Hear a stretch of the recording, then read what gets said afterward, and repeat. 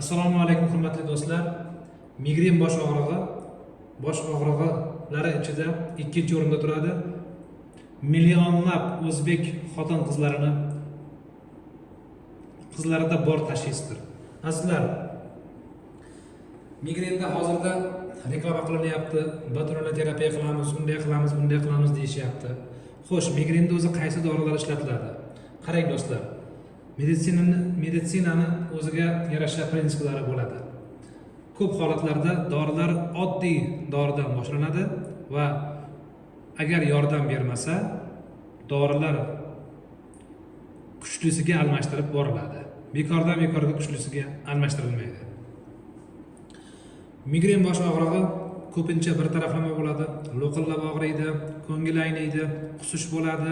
Bosh og'rig'i vaqtida jismoniy harakat qila olmaydi inson, ya'ni sayr qila olmaydi, aylana olmaydi. Endi ishlatiladigan dorilar, birinchisi analgetiklar ishlatiladi. Misol trombaz, kardiomagnil ishlatilishi mumkin. Ikkinchisi nesteroid противовоспалительное средство, ya'ni diklofenak, naproxen, NICE shular. Uchinchisi kombinirованный, ya'ni agar birinchisi yordam bermasa ikkinchisiga, ikkinchisi yordam bermasa uchinchisiga, mana shunday bo'lishi kerak. Kombinirованный, ya'ni pentalgin yoki shu xalqimiz orasida mashhur bo'lgan sitramon dorisi. Bu dori kombinirованный deyiladi, ya'ni bir necha moddalardan tashkil topgan doridir. Bu ham yordam bermasa, ergotaminlar ishlatiladi.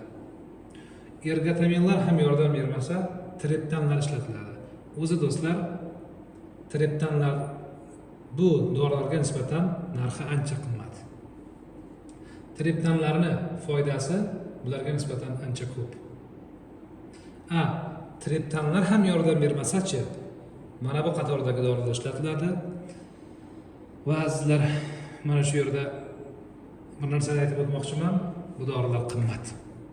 Misol, batulinli terapiya bitta qilish bir necha $100 ham bo'lishi mumkin. Bir dona ukolning narxi. Yoki monoklonalniy antitela bir dona ukolni qilib qo'yish bir necha $100 ham bo'lishi mumkin. Siz har oyi olishingiz kerak. Bir necha marta eng kamida olishingiz kerak. Ko'rdingizmi? Yoki mana Jepant degan dori guruhga kiruvchi dorilar, yangi dorilar. Men bir professordan so'radim, hali monoklonalniy antitelani ham bilmaydi ekan. Toshkentda professordan so'radim. O'zbekistonda ko'pincha baturonli terapiya qilinyapti. Moskvada o'zi mana antitela yoki Jepant shu yildan boshlab Jepant ham rivojlandi. Bu Jepant guruhga kiruvchi dorilar ham qimmat. Bu bilan bu ukol, lekin mana bu tabletka. Ya'ni ichga ichiladigan, og'iz orqali qabul qilinadigan dori hisoblanadi. Bu ham qimmat. 25 ming, 30 ming rubl bo'lishi mumkin. Ko'rdingizmi?